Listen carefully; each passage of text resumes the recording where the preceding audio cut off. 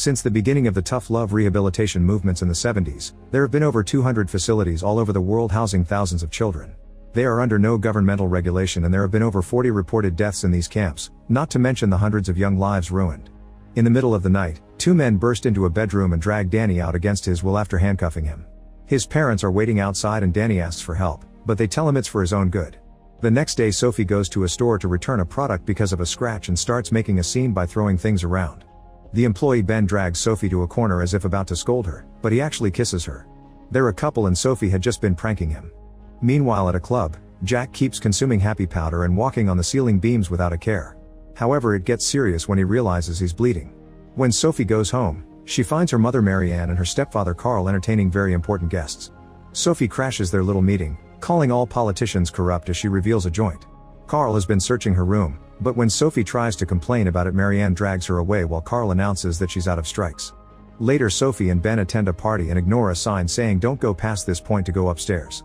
While they smoke and kiss, Sophie asks Ben to marry her so she can live away from her parents, but Ben just laughs and blames it on the joints because they aren't even 18 yet. Suddenly some men burst into the room and announce they have parental permission to take Sophie away. Ben is dragged into another room and tied up while Sophie tries to fight back, but the men inject her with a sedative to put her to sleep. Afterward Ben goes to Sophie's house to demand an explanation, but Carl says that Sophie is away where no one can see her for a year. Marianne claims that Sophie was destroying the family and Carl threatens to call the police if Ben doesn't leave. The next morning Sophie wakes up in a boat with Danny and Jack. While Jack pukes into the ocean, Sophie asks questions that the men won't answer, so Danny tells her they're being taken to Fiji. Eventually they make it to the island and the men push the teens through the woods until they make it to a behavioral rehabilitation boot camp. They're welcomed by the chief of security Logan and his coordinator team, who puts a sensor on their ankles. If anyone tries to leave the camp perimeter, the sensors will warn security. Swimming to escape is impossible anyway because they're too far away from other land and there are sharks. After all their personal belongings are taken, the three teens are chained to blocks of concrete on the shore. As hours pass, the temperature keeps getting colder. At night the tide gets higher and the trio keeps getting hit by freezing waves. They hold hands so they can support each other during the process. The following morning Logan and his team come to unchain them while Arthur repeats a lame inspirational speech as the camp's founder and director. When Jack insults him, Arthur says curse words aren't allowed as he hurts Jack's foot with his cane. He also explains the concrete is a payback because the teens have kept their parents chained to trouble all their lives. Jack notices pit cells in the ground and starts yelling at Arthur, only to be knocked down by security and taken away. When they get closer to the actual camp, Sophie and Danny see that all the campers are put to work. Afterward a coordinator shows them around while explaining how the camp works. Everyone starts as a black shirt, but they can progress into yellow and later to white like her, who will be going home in 2 months. A white shirt that shows their growth is the only way to leave. While the men give Jack a haircut, Sophie gets her uniform from Trina. Next Arthur's sister Rhonda gives Sophie a very invasive body cavity search in case she's hiding any substances. In the meantime Ben meets with Marianne, who asks Ben to stop calling her house. She swears that she's doing this for Sophie's own good, but Ben can tell she's hesitant and explains that since her father's death, Sophie thinks her mother doesn't care. Feeling guilty, Marianne tells him Sophie is at the Serenity Boot Camp in the South Pacific. As days pass, Ben researches the camp while Sophie gets used to the new routine. She has to study and work all day long, gets lousy meals, and at night she has cold showers with bugs running by her feet. The white shirts don't work, they just get better meals and watch over the other teens to make sure they don't steal anything. When a teen misbehaves, they're put in the pit cells in the ground. One day, all the campers sit in a circle inside a tent. Trina is put in the middle with a small microphone on her shirt. Arthur tells everyone to clap in support then asks Trina why she's here. When she says she doesn't know, a few teens are chosen to surround her and start pushing around while saying all the things she did, like buying happy substances and getting it on with too many guys. Everyone insults Trina with very nasty words until she finally snaps, admitting she had been tired of her parents forcing their religious rules on her. To get back at them, she made a bet with her friends to see who could get the most guys. In one night she got busy with 8, always wishing one would actually see her since her parents don't. Then Trina falls to her knees, crying as she apologizes. The other teenagers surround her and tell her they love her, but Sophie isn't buying it. Later that night, she hears Trina pray. Early in the morning, Arthur takes them to the beach to meditate and says more motivational words as if that place was actually a mental paradise. Meanwhile Ben buys some things from a dealer. At home, he stops doing his chores and uses a syringe where his mother can see him. A few days later, the camp is having chicken for dinner, which is very rare. Trina steals a piece and runs outside to eat it in secret, but Logan catches her red-handed. Suddenly he gets handsy and explains he almost promoted her to a yellow shirt, but this behavior may keep her in black forever. To make her buy a promotion, Logan pushes Trina to her knees and makes her get naughty. The heavy rain becomes a full raging storm and the tents start falling apart, so all the campers have to run out of their beds and look for cover. Rhonda thinks they should help them, but Arthur thinks they should learn to handle themselves. The girls' tent flies off and Sophie runs back in to rescue a frozen Trina. Soon the cables fail and the camp loses power. The next day, Trina is put in charge of the group fixing the tents, and Trina quickly uses her new power to order her friends around. While lifting some heavy wood, Sophie slips on the mud and falls. She feels tired and wants to rest, but Trina keeps yelling at her to get to work. Since Sophie won't obey, Trina gives the other girls permission to grab Sophie by the hair and throw her in the mud, where they kick her and call her a liar. Arthur thinks this is kids reacting to the proper incentive. Later Arthur has a private talk with Sophie, trying to look nice by offering cookies and milk. He keeps trying to make Sophie snap by poking at her relationship with her parents, but Sophie doesn't fall for it and throws the cookie away. Meanwhile Ben also arrives at the camp. After a medical examination, he's taken to the boys' tent and Jack starts insulting him, but the group is called to dinner before the situation can escalate. During dinner, Ben sits in front of Sophie, who can't believe what she's seeing. She immediately walks off the table and Ben follows her. While pretending to do the dishes, Ben explains he got in trouble on purpose to be sent here. His injections only had saline water and he even got a guy to point a gun at him to make his parents believe it. Ben promises they'll escape and steals a fork from the kitchen. The next day, Logan takes all the boys for a run around the island and when they make it to the shore, he makes them swim. The waves are strong and Danny can't swim well, so he barely survives the experience. Later after meditation, Arthur announces that Trina gets her yellow shirt. Afterward Ben hides in the bathroom and starts messing with the sensor using the fork, but unfortunately a coordinator pounds on the door and tells him to get going. It's been a month since Sophie's arrival and tonight it's her turn to be in the center of the circle. Since she refuses to talk, 4 teens are quickly called to the middle and they throw Sophie around while insulting her and calling her a liar. This makes her remember how her parents also threw her around after she crashed the party. Eventually Sophie falls to the floor and the abuse finally makes her crack. It's revealed that during the party she pretended to apologize for her behavior before saying that Carl went to her room every night. In tears, Sophie admits that she lied and apologizes.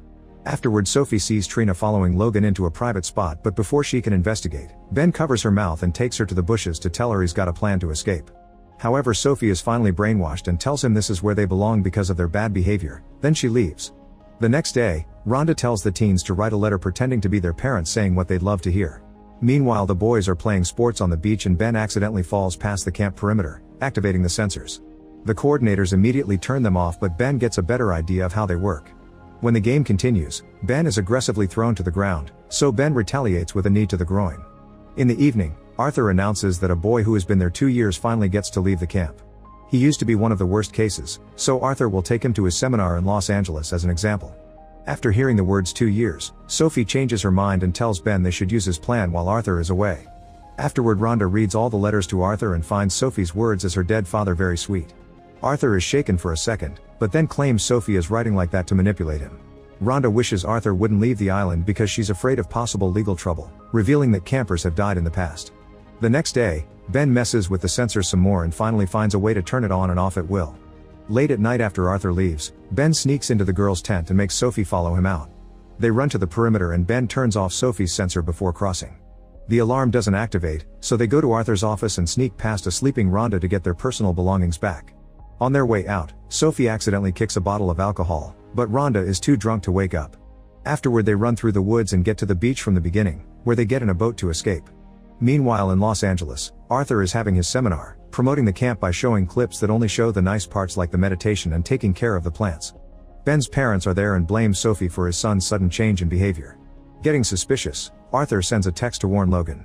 Back to Sophie and Ben, they start having trouble with the boat, which can't stay afloat on the heavy waves. The boat is overturned and the couple has to swim to the nearest beach. Luckily this is the island Ben had been trying to reach, which it has a resort for them to stay in.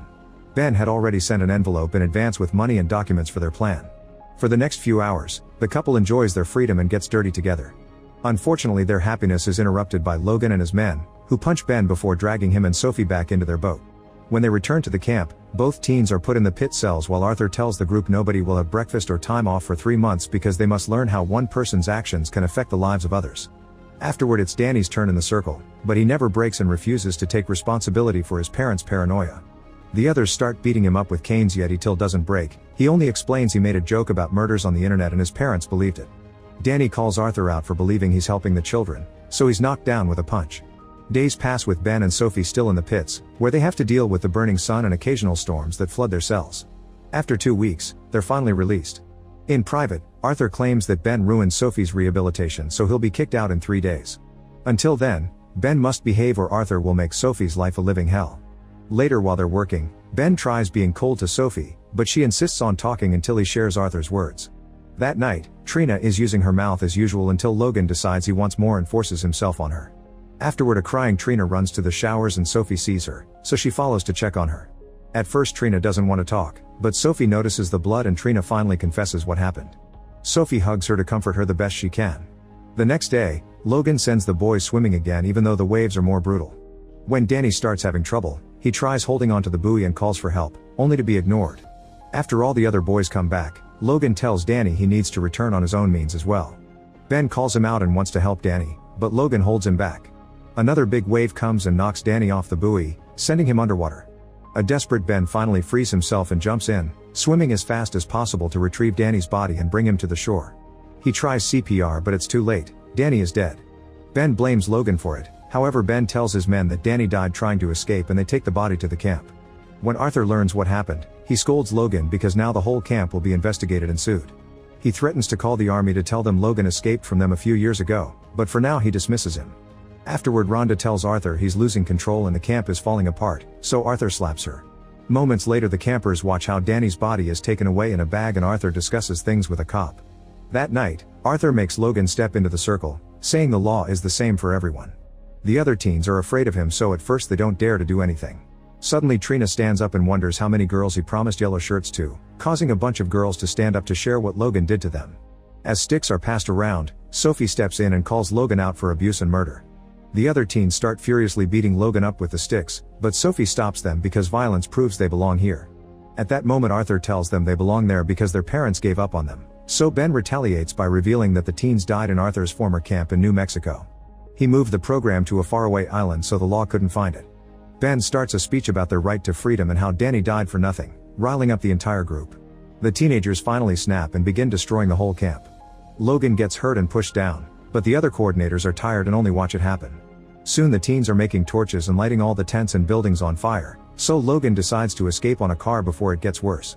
The flames begin spreading and create an enormous fire that fills the area with very dark smoke. When the group sees Logan trying to escape, they throw objects at his car and make him crash right into a building on fire. He gets stuck inside and the gas catches on fire too, causing a small explosion that kills him. Next, Ben and Sophie go into the main building, where Arthur brings out a gun. While Arthur monologues, Jack surprises him from behind and starts beating him up. He almost stabs him in anger, but Ben stops him. Arthur uses the chance to shoot his gun, but nothing happens because Rhonda had removed all the bullets. The teenagers throw Arthur inside a pit for the cops to find later, then they run around the island to enjoy their new freedom while the censors keep wailing.